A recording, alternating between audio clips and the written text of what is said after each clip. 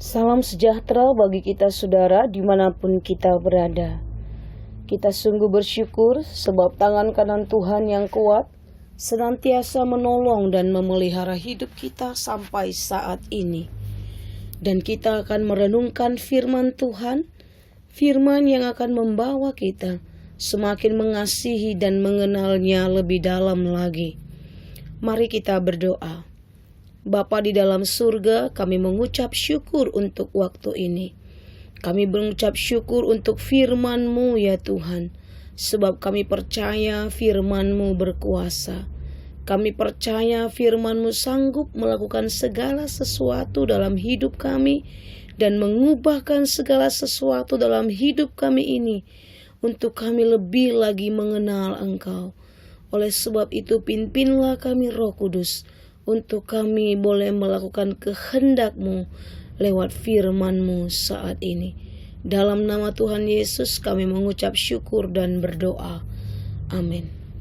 Puji Tuhan saudara, waktu ini kita akan gunakan untuk kembali merenungkan satu bagian dari firman Tuhan yang dicatat di dalam Ayub pasal yang ke-42 ayat yang ke-5. Demikian firman Tuhan. Hanya dari kata orang saja aku mendengar tentang Engkau, tetapi sekarang mataku sendiri memandang Engkau. Dalam pasal pertama kitab Ayub tertulis dengan jelas betapa Allah sangat memuji kesalehan Ayub. Sebab tidak ada seorang pun di bumi seperti Ayub yang demikian saleh dan jujur, yang takut akan Allah dan menjauhi kejahatan. Namun saudara, pada pasal yang ke-42 ada satu pengakuan yang dinyatakan oleh Ayub yang berkata bahwa ternyata pengenalannya akan Allah hanya sebatas dari kata orang saja. Ungkapan sekarang mataku sendiri memandang Engkau menunjukkan bahwa orang tersebut memiliki pengertian yang diperbaharui di saat sekarang ini. Dan hal ini dialami oleh orang-orang yang mengalami pengalaman pribadi dengan Tuhan. Pengenalan dan perjalanan kita bersama Tuhan, saudara, bukan hanya didasarkan pada apa kata orang. Sebab Tuhan ingin agar setiap umatnya memiliki suatu pengalaman pribadi, perjumpaan pribadi dengannya. Dan Allah memiliki banyak cara untuk menyatakan dirinya. Sebab setiap orang percaya atas seizin Allah pasti akan mengalami pengalaman-pengalaman pribadi, sehingga dapat mengenalnya secara pribadi pula. Dan lewat pengalaman pribadi itu, Allah akan memulihkan dan membangun sesuatu yang baru dalam hidup kita. Bahkan pengalaman pribadi itu, saudara, bukan hanya pengalaman satu kali saja, melainkan satu perjalanan yang luar biasa dengan Tuhan di dalam terangnya yang ajaib. 1 Petrus 2 ayat yang ke-9. Ketika kita percaya kepada Tuhan Yesus Kristus, maka hubungan kita bukan lagi berdasarkan apa kata orang, tetapi sebuah pengalaman pribadi dengan Tuhan. Yohanes pasal yang keempat, ayat yang ke-41 dan 42, di sana dicatat saudara, Alkitab berkata bahwa dan lebih banyak lagi orang yang menjadi percaya karena perkataannya.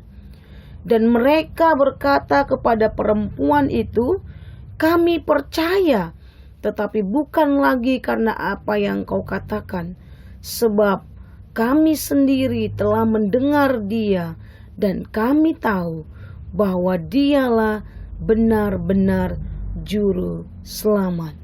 Haleluya. Apa yang kita alami merupakan satu hubungan pribadi dengan Tuhan. Hubungan kita dibangun dengan konsep bahwa kita sendiri tahu dan mengenal bahwa Dia adalah Tuhan yang sanggup melakukan segala sesuatu di dalam hidup kita. Lewat pengalaman-pengalaman pribadi ini, kita boleh mengalami, kita boleh menikmati satu hubungan baru di dalam Kristus. Dan itu akan terus terjadi, terus berlangsung. Saudaraku yang diberkati Tuhan, Alkitab mencatat bahwa pribadi Ayub adalah seorang yang saleh, jujur, takut akan Tuhan, bahkan menjauhi kejahatan. Tetapi setelah Ayub diizinkan Tuhan menerima ujian yang sedemikian rupa, Ayub menyadari satu hal yang kurang dalam dirinya. Itulah maksudnya juga kepada orang-orang yang percaya. Ketika kita mengalami pengalaman-pengalaman padang gurun, mengalami masalah demi masalah, bahkan ketidaknyamanan, itu waktunya kita untuk merendahkan hati kita di hadapan Tuhan. Ayub mengalami pengalaman pribadi yang cukup panjang bersama dengan Allah. Tetapi dia berkata, bukan lagi dari kata orang, tetapi mataku sendiri memandang Tuhan. Suatu perjalanan, suatu pengalaman pribadi yang sangat berharga dalam diri Ayub. Demikian halnya dalam hidup kita, saudara. Tentunya kita rindu mengenal Allah lebih lagi. Kita rindu memiliki pengalaman-pengalaman pribadi bersama Tuhan. Perjumpaan pribadi dengan Tuhan. Sehingga rupa Kristus menjadi nyata dalam hidup kita. Bukankah hari-hari ini ada begitu banyak waktu yang kita miliki dan kita bisa pakai itu untuk kita boleh menikmati hubungan dan persekutuan yang indah dengan Tuhan dimanapun kita berada. Lewat persekutuan firman dan Roh Kudus, kita boleh mengenal Dia secara pribadi. Dan pengenalan kita secara pribadi itu bukan lagi berdasarkan apa kata orang, bukan lagi berdasarkan apa kesaksian-kesaksian dari orang lain, tetapi kita mengalami pengalaman itu sendiri. Karena mengikut Yesus harus mengalami apa yang Ia katakan. Pengenalan dari kata orang tidak akan membawa seseorang kepada pertumbuhan yang sesungguhnya di hadapan Tuhan.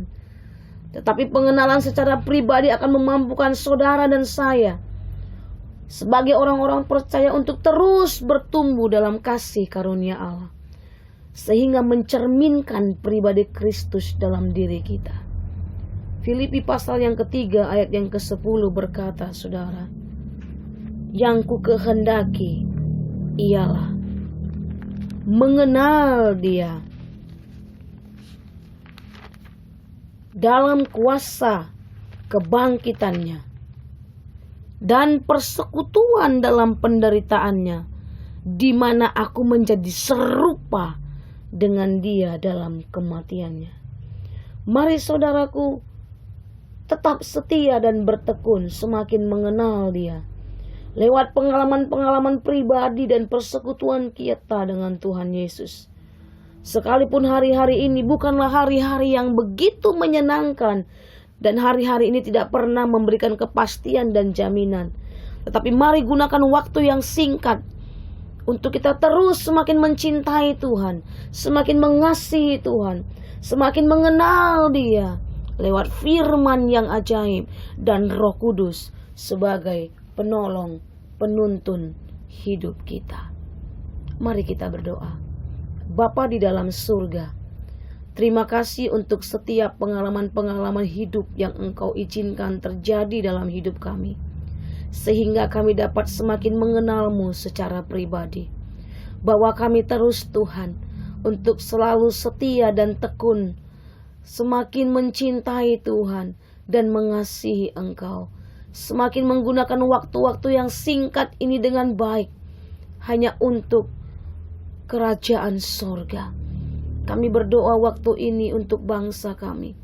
Tetaplah kami berdoa kepadamu, kiranya Engkau memberkati bangsa kami, memulihkan keadaan bangsa kami, bahkan para pemimpin-pemimpin kami, tiap-tiap orang-orang yang terus bekerja untuk kebaikan bagi bangsa kami ini. Tuhan, tolong mereka, berikan hikmat, kemampuan, kebijaksanaan, bahkan hati yang akan terus Tuhan bekerja dengan baik, sehingga kami boleh melihat kasih-Mu, karya-Mu, kemuliaan-Mu dinyatakan di tengah-tengah bangsa kami. Bahkan para pemimpin kami, orang-orang yang terus mengerjakan hal-hal yang baik, umat-umat-Mu dimanapun berada, berkatilah juga dalam kasih-Mu. Terima kasih Bapa yang baik, terima kasih Tuhan Yesus. Kami mengucap syukur kepadamu untuk waktu yang Tuhan berikan. Di dalam nama Tuhan Yesus Kristus. Haleluya.